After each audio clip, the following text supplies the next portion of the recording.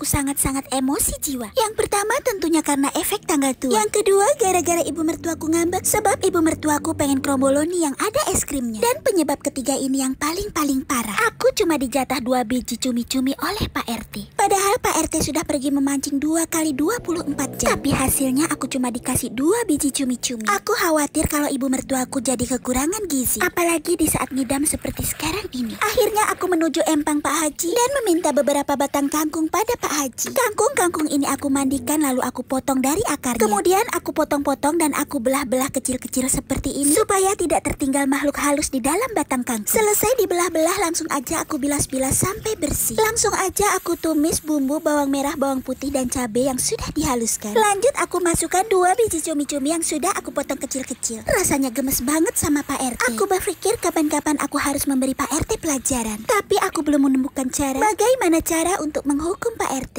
Atau mending aku cukur aja bulu keteknya supaya kekuatannya hilang seperti Samson Betawi. Sekarang tinggal menunggu waktu yang tepat untuk melaksanakan rencanaku ini. Sekarang aku akan membuat cemilan untuk ibu mertuaku yang lagi ngidam. Aku menggunakan tepung terigu yang disiram dengan air panas. Setelah dingin aku tambahkan telur dan aku tambahkan tepung tapioka. Aku mengaduknya hingga rata dan menjadi adonan seperti ini. Karena masih dalam suasana tanggal tua, aku sengaja tidak menggunakan ikan untuk adonan pempeknya. Cukup menggunakan tepung dan aneka bumbu yang membuat adonan ini sangat gurih. Kemudian aku bentuk-bentuk sesuai dengan perasaan hatiku hingga menjadi pempek yang siap untuk direbus seperti ini. Supaya ibu mertuaku tidak merasa boring, aku juga membuat pempek kapal selam dengan isi telur utuh. Pertama aku potong-potong adonan sesuai ukuran, lanjut ditusuk-tusuk dengan jempol yang udah dilumuri dengan tepung tapioka. Kalau sudah berbentuk seperti kubangan ini diisi dengan 1 butir telur, langsung dicubit-cubit pinggirannya. Semoga aja pempek ini bisa meredam keinginan ibu mertuaku untuk jajan kromboloni yang isi ice cream. Soalnya jujur saja, aku tidak tahu tempat di mana untuk membelinya. Lagi pula aku sedang bermasalah dengan anaknya ibu mertuaku. Aku tidak ingin menyapanya hanya sekedar untuk meminta uang jajan untuk membelikan ibu mertuaku kromboloni. Aku merasa sedikit heran. Semenjak ibu mertuaku ngidam, ibu mertuaku selalu meminta makanan yang kekinian. Padahal tadinya ibu mertuaku sangat tidak suka dengan kue-kue seperti itu. Ibu mertuaku lebih suka orek tempe, ulu kutek, nasi liwet, dan tumis genjer. Tapi aku auto sadar kalau dedek bayiku adalah genset. Ternyata sejak dalam kandungan dedek bayi udah FOMO. Dan membuat ibu mertuaku pengennya sesuatu yang kekinian. Masalahnya adalah kalau masih tanggal tua seperti ini, kondisi dompet harus benar-benar disiagakan supaya tetap aman dan tentram hingga tanggal tua ini berlalu dan berganti dengan tanggal muda. Oh iya, jangan sampai aku lupa untuk memberi pelajaran pada Pak RT. Aku akan cekoki Pak RT dengan banyak menu kangkung supaya dia lekas tidur dan aku cukur bulu keteknya. Bingung mau masak apa? Nonton di EBM aja. Ini saya nak pergi ke pasar beli sayur oyong atau gambas khas untuk opa tersayang. Untuk memendekkan masa, saya nak minta abang untuk kupas dan potong sayur. Abangnya bersusah payah mengupas dan memotong semua oyong tu sehingga bersih. Selepas semua oyong tu dipotong-potong hingga nak kecil, masukkan ke dalam beg plastik dan sedia untuk dibawa pulang. Tak sabar sekali hati ini nak masak oyong sebagai menu istimewa. Sesampainya di rumah, ternyata dapur sudah penuh, jadi saya nak masak di atas troli. Mula-mula saya nak basuh oyong tu dulu guna ais batu, air, dan garam sampai bersih. Sambil dikacau dan bilas bersih-bersih supaya tiada kotoran yang melekat daripada oyongnya. Selepas tu, tuangkan ke atas kain jala sambil picit-picit dan saya nak susun oyong-oyong tu satu persatu di atas papan pemotong kayu ini. Saya sangat penat menyusun semua oyong ni dan hanya mengeringkannya menggunakan pengering rambut sehingga tidak ada air. Seterusnya pindahkan ke dalam mangkok dan terus tutup. Saya juga nak sulap tu hingga menjadi rempah dapur. Masukkan rempah dapur tu ke dalam lesung, masukkan juga garam dan kisar hingga rempah dapur tu menjadi rempah halus. Selepas mengumpulkan semua rempah kisar dalam suduk, tuangkan ke dalam kuali sambil tumis bersama lengkuas dan daun salam hingga naik bau. Tuangkan juga air secukupnya dan nak masukkan juga biji melinjo merah yang saya nak susun dulu dalam sudut sayur nih. Jangan lupa ada bahan tambahan di sini. Saya juga nak potong dulu 1 papan potongan tempe yang saya beli kat pasar. Saya juga nak potong tempe jadi cube macam nih sampai tak ada tempe pun yang tersisa. Tetapi bukan sahaja tempe, saya juga nak membeli kacang panjang yang saya nak potong-potong kecil juga. Selepas semua kacang panjang tuh dipotong kecil-kecil, masukkan semuanya ke dalam kuali bersama dengan tempe. Tuangkan santan cair dan masukkan rempah dapur seperti garam, micin dan gula sambil dikacau hingga rata. Masukkan oyong kering dan masukkan juga cili merah kerinting yang dihiris sambil dikacau lagi hingga masak. Setelah masak, tuangkan sayur lodeh tuh ke dalam mangkok yang cantik seperti ini. Untuk baki oyong di sini, saya juga nak buat menu balado dari rempah dapur yang saya sulap menjadi rempah kisar. Cuma nak tumis rempah merah halus tadi hingga rempah masak. Masukkan juga tomato merah berbentuk bunga ros dan air. Masukkan juga garam, gula dan oyong semasa masak sehingga masak dan hidangkan. Bingung nak masak apa? Tonton saja di EBM.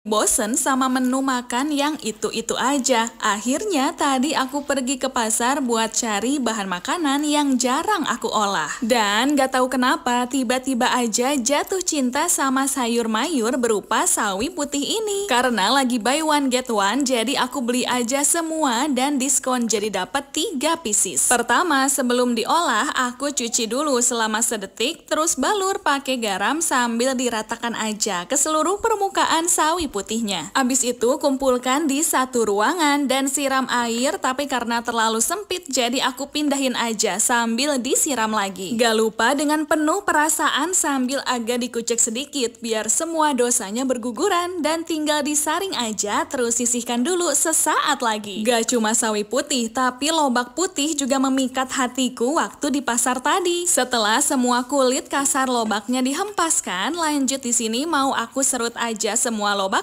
sampai jadi segini. Terus masukkan irisan bawang bombay, bawang daun juga bawang putih yang diserut. Aku juga mau taburkan gula pasir, garam, kecap asin, minyak wijen dan saus gochujang. Tinggal dicampurin aja pakai tangan yang dilapisi plastik transparan biar jadi campur tangan. Dan kalau semua bumbunya udah tercampur rata, tambahkan aja sawi yang udah dicuci kering sebelumnya. Setelah dicampur rata, abis itu tinggal tutup aja pakai plastik bening dan diamkan selama semaunya. Kalau udah didiamkan sampai jadi cuek, tinggal dibuka aja bungkusannya dan pindahkan semua kimchinya ke wadah yang baru biar lebih estetik. Selanjutnya pisahkan dulu sawi dari bahan-bahan lainnya dan buat sawi putihnya mau aku pangkas aja jadi beberapa bagian kecil, terus tambahkan tepung serbaguna. Tuangkan juga sepercik air, terus aduk sampai rata, tapi karena terlalu memakan banyak waktu, jadi aku hempaskan aja centong nasinya. Dan lanjut aduk lagi aja pakai tangan yang udah dicuci kering sebelumnya. Ambil secuil adonan terus goreng di lautan minyak panas sampai semua adonannya habis. Setelah digoreng sampai matangnya merata, langsung angkat beban lalu surutkan. Di sini aku juga mau goreng telur yang aku dapatkan dari hasil barter dengan uang di pasar tadi. Setelah masak telur dadar, lanjut tumis irisan bawang putih, juga masukkan 2 ekor telurnya ayam sambil diorak-arik. Tambahkan potongan bakso juga sebaskom nasi dan biar jadi menu yang unik dan biar nggak bosen, di sini mau aku tambahin juga kimchi yang tadi. Taburkan juga penyedap rasa, terus tinggal dicampur aduk aja sampai semua bahan dan bumbu tercampur rata. Dan sajikan nasi goreng kimchi juga kimchi goreng.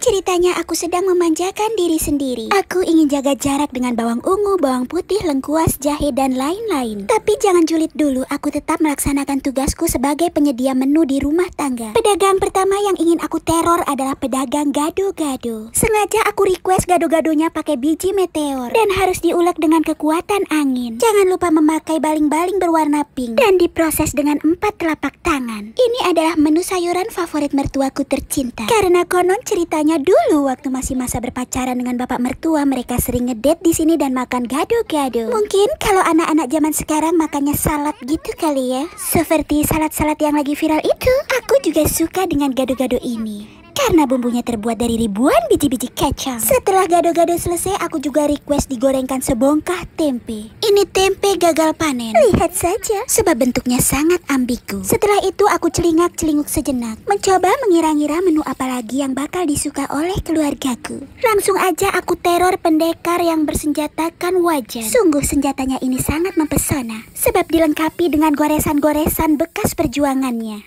Aku yakin masakan yang dimasak di sini pasti lezat dan rasanya di luar angkasa. Nggak boleh ketinggalan, aku harus memasak telur. Sebab anak kesayangan dari anaknya mertuaku sangat menyukai menu telur. Untuk kesekian kalinya aku dibuat terpesona oleh pedagang yang satu ini. Dia sangat-sangat menjaga kebersihannya. Sambil memasak dia juga berdendang. Katanya itu menandakan jika ia melakukan ini semua dengan hati gembira serta tulus ikhlas. Ya Tuhan, aku membayangkan istrinya pasti sangat berbahagia. Karena punya pejuang pencari nafkah yang sangat-sangat baik hatinya. Cukup lanjut ke menu pesananku. Ternyata dia punya rahasia, yaitu cairan kental ajaib. Kupikir disinilah letak jampe-jampeknya, sehingga para pembeli jadi ketagihan datang lagi dan beli lagi. Aku sempat bertanya pada pedagangnya, apakah di sini biasanya ada yang suka berhutang? Si abang senyum-senyum sambil garuk-garuk kepala. Padahal aku yakin kepalanya tidak gatal. Di mana-mana semua pedagang pasti pernah dihutangin oleh konsumennya. Tapi ada sebagian konsumen yang tahu diri dan ada sebagian besar yang tidak tahu diri. Yang tidak tahu diri itu tentunya sejenis Markona yang tiba-tiba amnesia saat kita mengingatkan tentang hutangnya. Meski berkali-kali sudah diberitahu, bahkan diberi tempe, tapi Markona tetap aja menjadi jiwa yang malas membayar hutang. Andai saja aku bisa membuat suatu keajaiban, memusnahkan makhluk-makhluk sejenis Markona ini. Sebab sudah pasti ini sangat-sangat merugikan. Ditambah lagi makhluk-makhluk seperti Markona ini bisa menumbuhkan bibit-bibit ingin bergibah. Bukankah gibah itu dilarang oleh Pak Ustadz? Dan Pak Ustadz bilang gibah itu sangat-sangat tidak baik. Tapi semua auto lupa dan auto asik bergibah kalau yang dibahas adalah orang-orang sejenis Markona. Ya, topik hutang merupakan topik yang sangat asik untuk dibicarakan. Dan kukira topik ini gak bakal ada habis-habisnya. DEBM ditonton resah, tak ditonton bikin penasaran. Hadiah jeli berbentuk tangan telah dihantar daripada ibu mertua kepada cucu kesayangannya. Karena jeli itu terlalu comel, saya hanya memasukkannya ke dalam satu kuali dan mengacaunya. Ada 5 biji jeli berwarna biru, kuning, hijau, merah dan ungu. Saya nak hancurkan sehingga jeli itu menjadi cecair. Kemudian masukkan serbuk agar-agar rumput sambil dikacau sehingga masak. Tuangkan jeli sudu demi sudu ke dalam loyang segi 4 tepat sehingga penuh. Selepas itu masukkan jeli ke dalam peti sejuk dan tunggu sehingga ia sejuk dan set. Selepas menunggu beberapa menit dan agar-agar telah mengeras, keluarkan dari loyang. Selepas dikeluarkan semua itu dari loyang, masukkan agar-agar ke dalam alat canggih seperti ini sambil menekannya dan ia menjadi kepingan. Jika semua agar-agar tu dah berbentuk panjang seperti ini, ketepikan dahulu. Selepas tu keluarkan serbuk teh dari bungkusan dan tuangkan sikit demi sikit ke dalam kuali. Masukkan juga serbuk dari uncang teh dan baki serbuk teh ke dalam acuan. Masukkan gula pasir mengikuti cita rasa semasa memasak sehingga gula cair. Selepas gula dah cair, tuangkan 1 liter susu sambil terus dikacau.